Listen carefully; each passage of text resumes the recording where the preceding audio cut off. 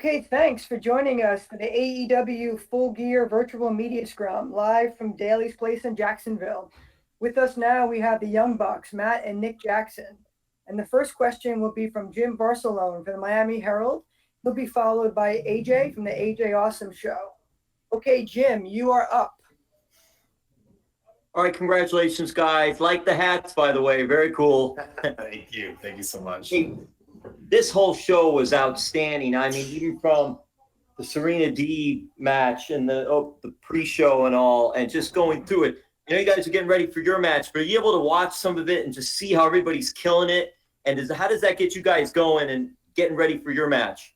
Yeah, we had the television monitor on in the EVP office, and we watched the entire thing, and it was so encouraging to see everybody just going out there and killing it, and it really motivated us. And we were match 5, so there were so many good matches before us. We were looking at each other like, we really got to bring it tonight. At some points, though, it actually becomes distracting because we're trying to focus on our match, but then you get so invested in the action that's going on. Yeah, I got to grab Nick. I'm like, man, focus, pay attention, get your cloak, get your gear and on. It brings a little a lot of nerves because they're stealing the show, and you're like, wait a minute, I want to steal the show. We got to go out there and kill it. So I'm so happy for everybody. It was a great show. Home run. Very good show. Home run. Thanks. Okay, AJ, you are up. Hello. Congratulations on the big win. Thanks, AJ. Good to hear AJ's voice again. Yeah, I know. It's been a while.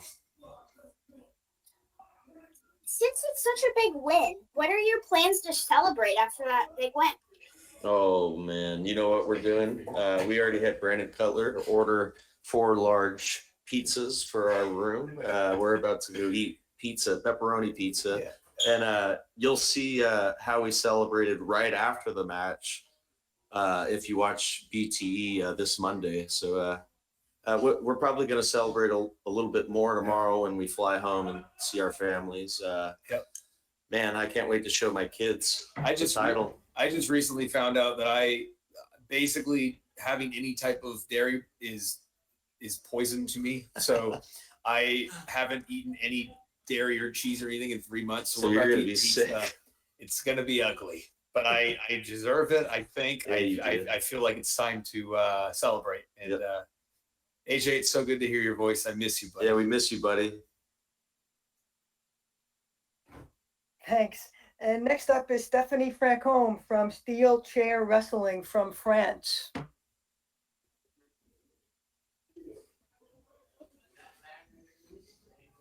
Stephanie? Yes, I'm here. Hi, guys. Congratulations for this win. Thank you. It's 6 o'clock in France, so I'm a little loopy. But wanted to ask, winning this belt alongside all the belts that you have won in your career, what does it mean for you, winning these belts from this company that you built? Congratulations again, because it was a great match. Thank you. First off, thanks so much for staying up all night with us and watching our show. It means so much. This is everything.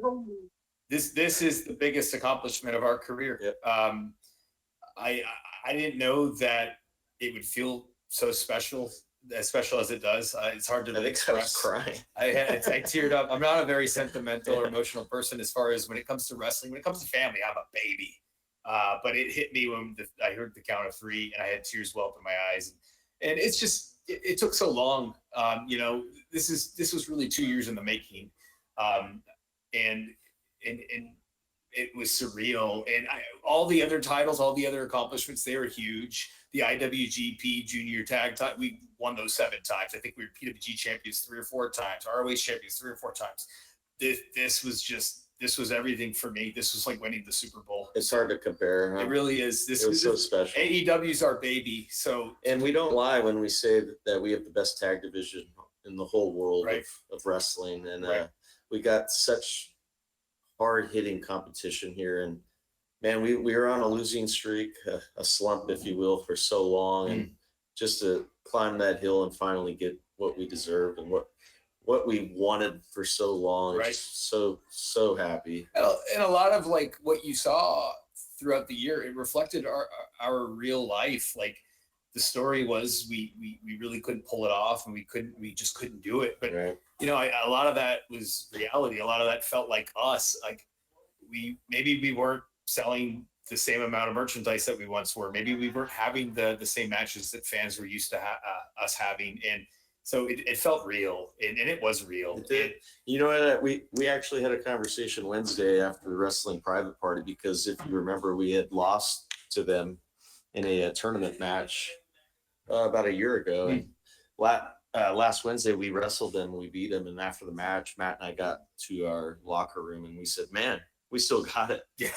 We're still the best tag team in the world.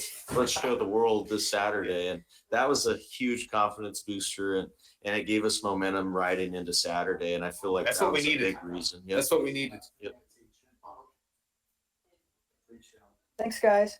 We've got Joel Torres from Contralona up next. Joel? Hi guys, how are you? Congratulations. Thank you. Thank you so much. First of all, not only working but with FTR, but working with Tully Blanchard.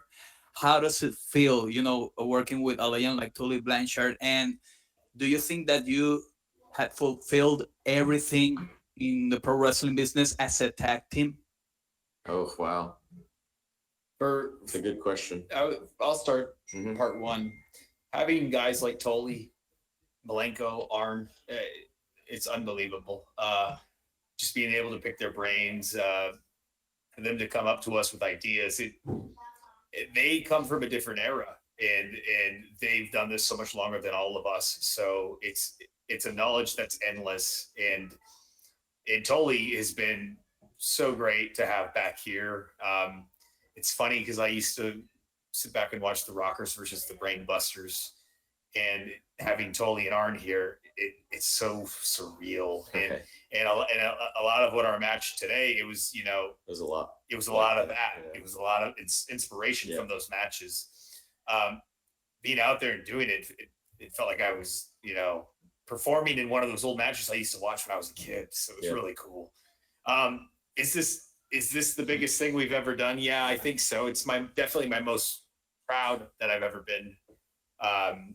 I can't really, like, the biggest thing in my real life that I can think of is having my children, getting married, winning the I could AEW answer tag what's titles. next, though. Like, Yeah, what is next? it's to keep these championship belts, Yeah. obviously, and we want to have a hell of a tag run, so we don't want to lose them, obviously. We don't want it to be a fluke. Like, we had a great match, we won them, and then nobody remembers our run. Right. Like, now it's time to put in the work. And It was such a big moment tonight, so if we drop them Wednesday, that would be a nightmare. we can't sit back and relax. We got to keep going now. Our build goal a is to medal. make it as big as possible. And when we started this company and we helped build this company, we always said tag team wrestling could be the main event. We proved that tonight, and that's probably one more goal that we would like to do is make the next pay-per-view or whenever the next Dynamite And I a think massive tag title match as a main event. I think clearly, like, we should have a big main event, and I think that after tonight, there's a big rematch down the line. And I think people are, FTR, those guys are machines. It was surreal being in the ring with those guys. Yeah, show those. we got Show those we got it titles. right here. Thank you. Look at those Yeah, beauties. speaking of, we got to get these Sir, nameplates off and put our names on there. But you know what? I'll be honest, those guys are machines. They're great. It was insane getting in there with them. It felt like it was like a out of body experience wrestling those guys. They It was were a like dream. aggressive and Oh my hard God. hitting. I told Nick afterward, they reminded me a lot of back in the day when we used to work guys like Roderick Strong Right. and Brian Briscoe Danielson and the brothers. Briscoes and Yep. Claudio and Chris Hero. It's that same rugged smash mouth style. They're probably the best ring- tag team I've ever been in the ring with. Fantastic. Thanks. And the last question is from Sean Ross Sapp at Fightful. Sean? Hey guys, thanks for taking the time. Matt, we heard that you had, at least reportedly, a legitimate knee injury. How's that feeling? What process did you go through to get ready for tonight? And how will that affect you all? I mean, Nick just sat there and said it'd be a nightmare if you all lost these titles early, whether legitimate or it's just you being good at your job and making us think that it's legitimate. It seems to play a factor. It's a very real injury that I've been dealing with. And it's been a rough year for me. Like, I come back after all that time off when we were on lockdown, and the first thing I do is I break my rib when I jumped out of the dugout. Yeah. And I dealt with that for a second, and that sucked. And then we did the Falls Count Anywhere match with Butcher and the Blade, and I decided it would be a good idea to jump off the entrance. It was definitely your idea to dive off the entrance set into a diving elbow through a table where there is only concrete, by the way. Not a good idea. For a while, I was walking around at home and having a hard time kind of hobbling around, and I thought I might have had a hairline fracture in my fibula or something. My amazing wife, who's also watching this, noticed that I was having a hard time getting around, and she had Dr. Sampson order me an MRI just to see what was going on. And turns out that it wasn't my fibula, it was actually soft tissue. And it was the back of my knee. It was my MCL, and it was diagnosed that after looking at the MRI, that I had a slight tear. Nothing at the time that needed surgery. Too. And then the most interesting part that I found about was they said that I had thinning of my ACL, which they also considered a slight tear. I haven't had any pain really in my ACL, just wear and tear. I remember thinking back, have I ever hurt my ACL? And I remembered back at maybe 2008, I banged up my knee and I had a hard time with it for a second. And that's the only time I could recall ever hurting my left knee in that area. So after talking to a couple of doctors, we're under the impression that the ACL may be a decade or older. And the MCL is brand new. It's something I've been dealing with. I've been rehabbing. I've been taping it before every match. And this was my 9th match, I believe, with the injury. And honestly, I felt pretty good with all things considered. And our medical staff is amazing. They would never send me out there if they weren't confident with me and how I felt. And I know my body as well. So all things considered, I felt— you got an ankle issue too. Down the ankle thing. But all things considered, I feel pretty good about it. The doctors feel pretty good about it. I'm going to take every precaution possible. And if it starts bothering me, we'll see what happens. I'll do the right thing. But I'm not too worried about it right now. Thanks so much, guys. Really appreciate your time. Thank you, everybody. Thanks, guys. Thanks for That's watching it. the show.